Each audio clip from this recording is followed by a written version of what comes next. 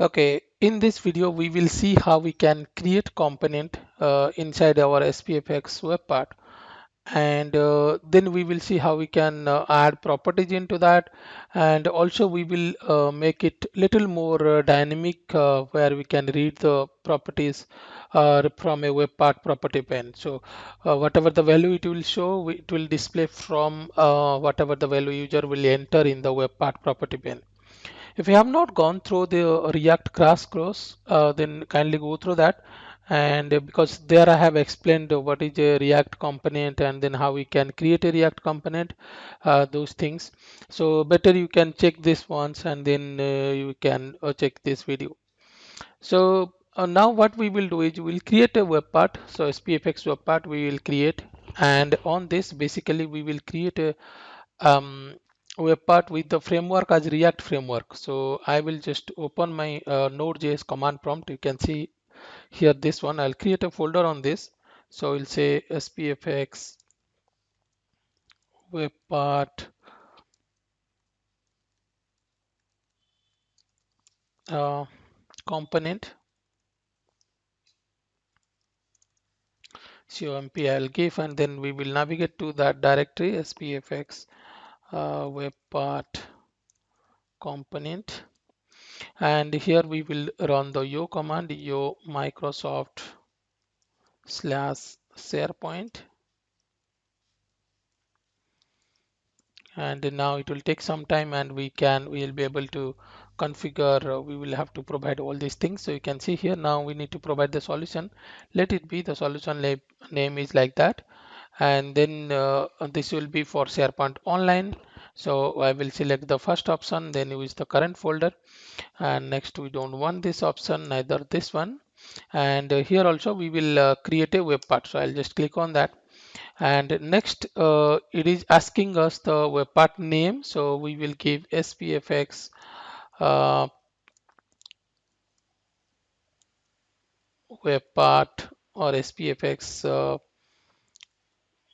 component web part, and the description like this. So as I said before, we will create a React framework. So we'll use the framework as the React framework.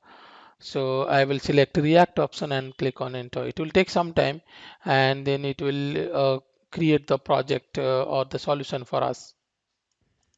So now you can see here the web part got created. So I will type code dot so that it will open in Visual Studio Code. So now if you'll see here in the source folder under web parts, there's a component folder is there. This is the folder where our components are there, and this option will come if you have selected React framework. Now what we'll do is we'll create a new component on this. So for that, what I will do is I'll just click on this file icon, new file, or you can just right click and say new file, and then here we will create a component. So I will say welcome dot tsx. So this is the extension for that, and once you add that, then here we will write the code for this component. So I'll say import star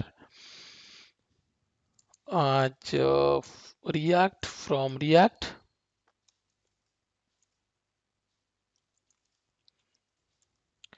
and from React. So you can see here. And next, for this, we need to declare a class for this. So every component will be we should have one class. So I'll say export and then default class, and welcome.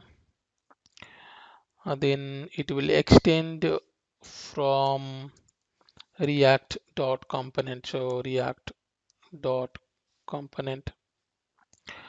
Now within this we will be having a render method which will create one element, or that render method will return that element. So public, then render,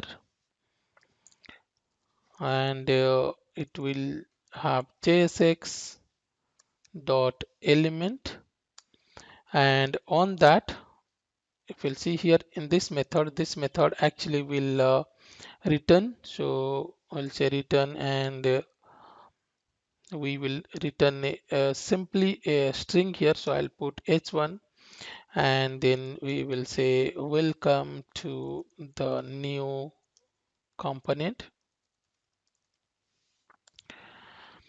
So now if you'll see here, our React component got created. So what we have to do now is we'll go to our main component. So you can see here, this is our main component, which is the component that created by default when you created this application, and then or the solution. Now I will just remove this much, and then here we will actually add it. So first we need to import the component. So I'll say import, and you can see here I'll say import, and then we will the module will be dot slash, and then it will be welcome. And then what we are going to import, we are going to import the welcome here. So it should not be on the bracket, so welcome, and then we have imported this. Once we import this, then we can use like a normal web control. So I will just say welcome, and you can see here then like this. So now if I will run this, we can see the message from here, whatever is there, like welcome to SharePoint, all these things. Apart from that also, it will come, or it will add the value from this component, or we can see the message from the component, which is actually this welcome to new component. Now we can open the command prompt. You can see here I will run gulp serve. So once you run the gulp serve, it will open our local workbench from where we can actually add our web part, and then we can see how it is coming. So you can see here it is just loading this web part. You can see here this is the web part, and now you can see here it is the h1 tag. That's the reason it is coming this message, and any message you will modify here in our component, then you can see here once you save, then the page will be refreshed, and after refresh we can see the new value. We can see here it is coming like this. Now next what we can do is we can also make it more dynamic in this case by using some properties into that. Now for this, what I will do is if you'll see for our main SPFx component web part, we have one properties file. You can see here. You can just say go definition. You will be able to see here. Now this is what is by default is a description on that. So for this also, what we'll do is we will create one properties file. So which will be inside that there will be an interface on that. So first thing is I will create a new file. So if you'll see here, now it is I welcome props dot ts. So now this is the file. You can see here, now this is our properties file, and inside that we will have an interface. So export interface, and then it will be I welcome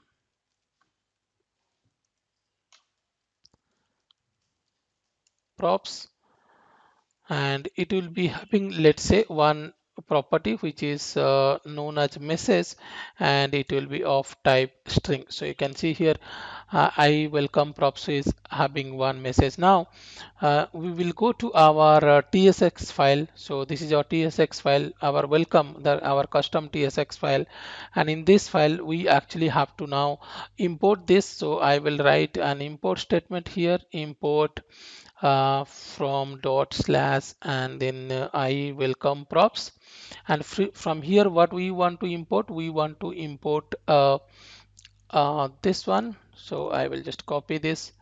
You can see here I will just put it here. So we imported this. Now once you import this, then we have to pass it here in the component. So I will just put in angle bracket here, and I will pass like this. So once you pass like this, now instead of hard coding this message, we can take it from the properties. So it should be on the on expression. So this dot props dot message. So you can see here now what will happen is this component now will not read the value, the default value. So it will actually read the value from the properties. Now go to this one, and then here what we have to do is we can pass it here. So by default, you can see here, we in the previous example, we just like that we didn't pass any parameter on that, but here we need to pass the parameter here. Suppose message, and we can send a message here. Suppose I'll say hello, welcome to React component. Now once I'll save this message, I will, you can see here, now it will refresh, and once it will refresh, we can see the message here.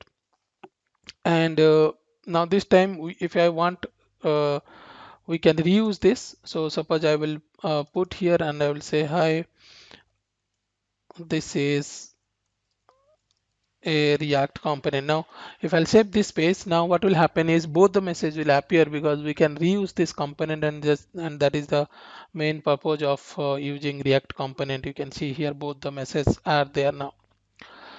So last thing what we will see is we will see how we can make it more dynamic, so that we can read the value from the web part properties, rather than hard code over here on this on these things. So for this, what we will now do is we will have to create the web part properties here.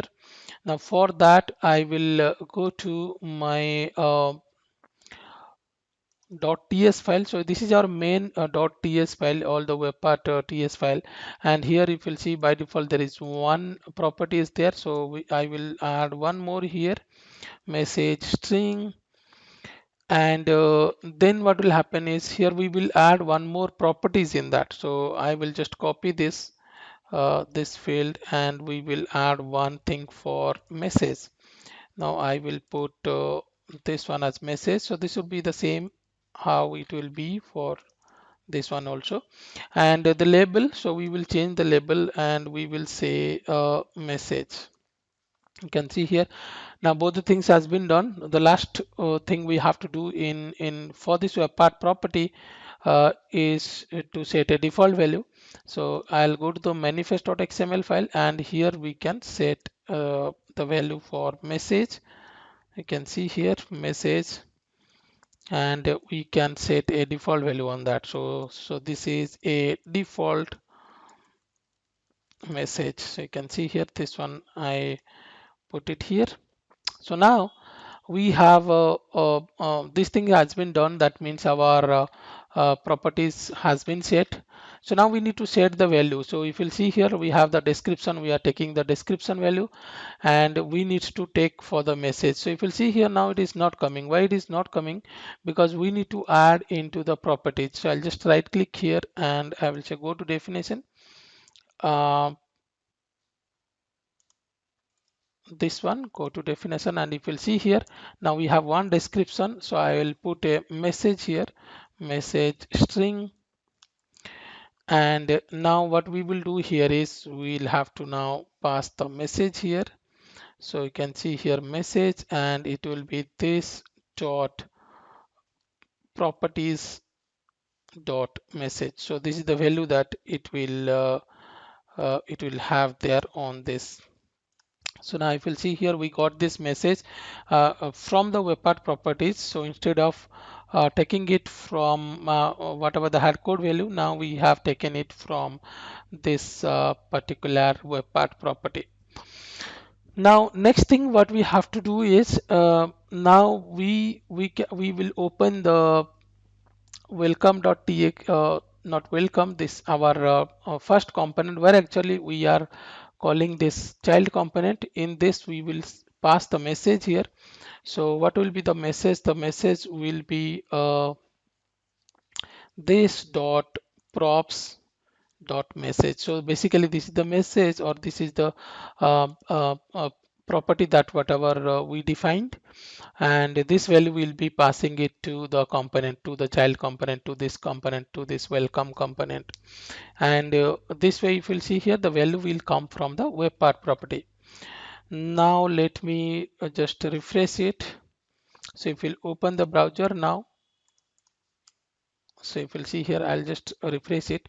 So now you can see here, it is actually not showing me the default message. Sometimes what happened is it, even if you refresh, it will not go. So the best way is I will just stop it. So Control C and Y. So if you'll see here, now it is stopped. So I'll just close that and we will run this one again. So next time when you will open that, or when you will run the gulp serve, you can see here by default the default message should come, which we have put in the web part property. So let it load. You can see here,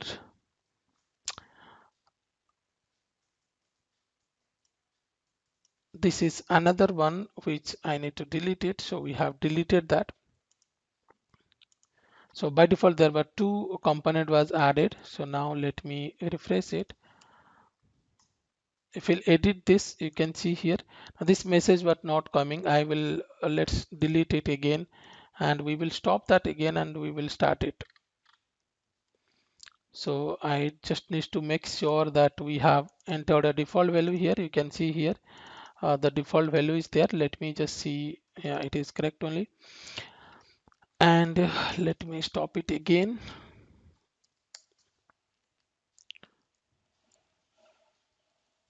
So I'll run the golf serve again. So now hopefully this time it should come. The default message should come. And once the default message is there, then you can edit and the value will also come over there. So you can see here now the default message is coming. I'll edit this web part and I can write something here. Hello, welcome to React component.